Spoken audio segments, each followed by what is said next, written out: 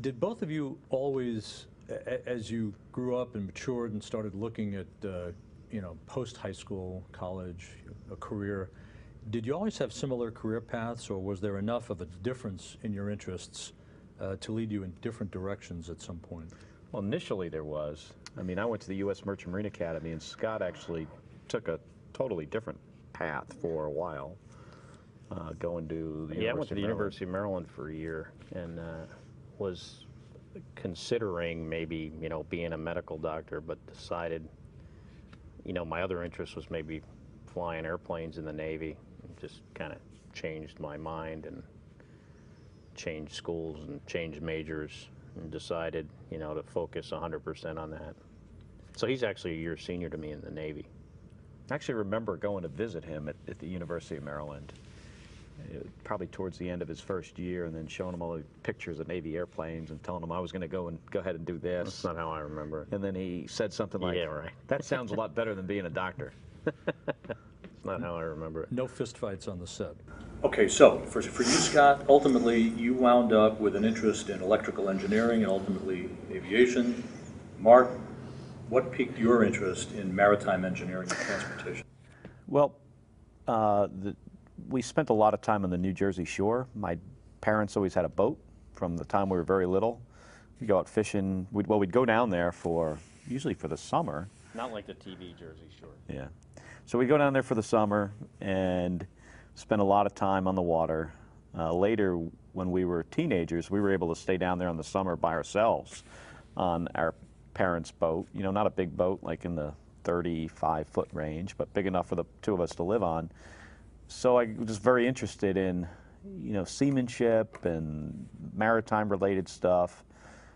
So probably when I was 13 or 14, I started looking at either going to the Merchant Marine Academy or the Naval Academy or the Coast Guard Academy.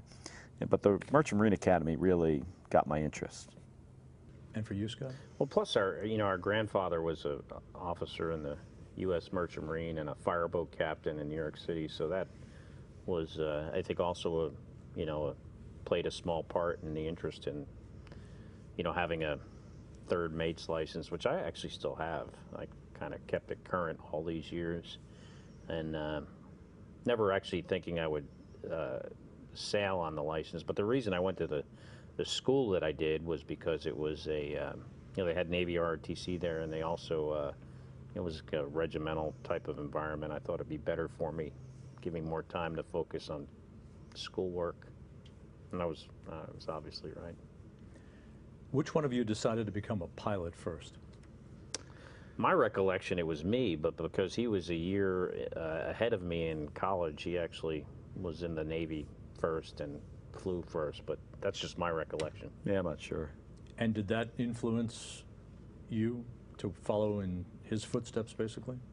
I was pretty committed to the Navy before he was, because I was on a Navy scholarship in college. Yeah, it's true. I mean, I actually looked at even going, hate to say this, but for a while I looked at going into the Air Force, and actually considered it, took the test, and they offered me, an option of going to Air Force flight school. And, but certainly I'm pretty convinced I took the right path there. Nothing against the Air Force people out there, but. You were both 5 years old when Neil Armstrong and Buzz Aldrin set foot on the moon on Apollo 11. What recollection might you have of that at that age? And ultimately, was that a big influence on your developing an interest ultimately in aerospace or space flight itself? I don't think I have any recollection of Apollo 11 at all. I think at that age, I don't know what the situation was there, but I don't remember the significance, and I don't remember, man first taking the first steps on the moon. I do remember what I'm pretty sure was either Apollo 16 or 17, one of the later flights, a couple years later, and I was interested in it. It's one of those things when you're that age, you can be interested in something, but it just seems like it's so far off and so difficult to do that you don't really take a lot of time to consider it. And I do have a recollection of it. I can remember being in my, our living room, and our parents, sitting us in front of the television and having us watch it. But as far as did that influence me, you know, certainly being an astronaut was something that like many kids, I was interested in, but, you know, I really never thought it would be a possibility.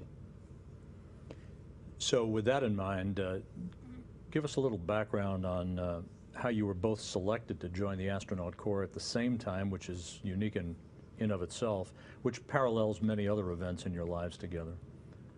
Well, we both wound up in the same test pilot school class. We didn't apply at the same time.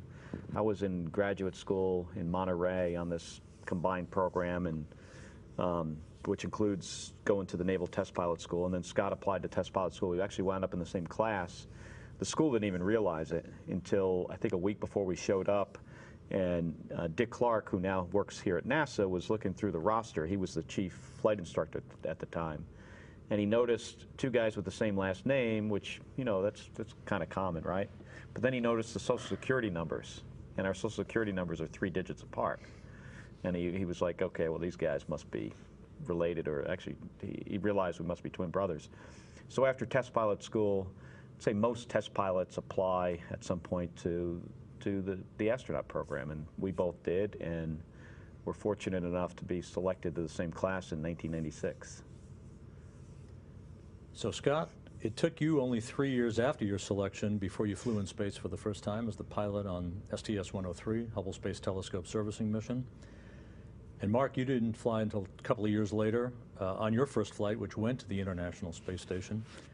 Was it frustrating for you, Mark, to see your brother fly first? Were those competitive juices flowing at the time? Not at all. You know, he was the first American in our class to fly of 35. So it was great to, you know, if it wasn't going to be me, it was great that it was Scott flying for the first time. And then I think it was probably 2 or 3 years later that I had the opportunity to fly on STS-108. So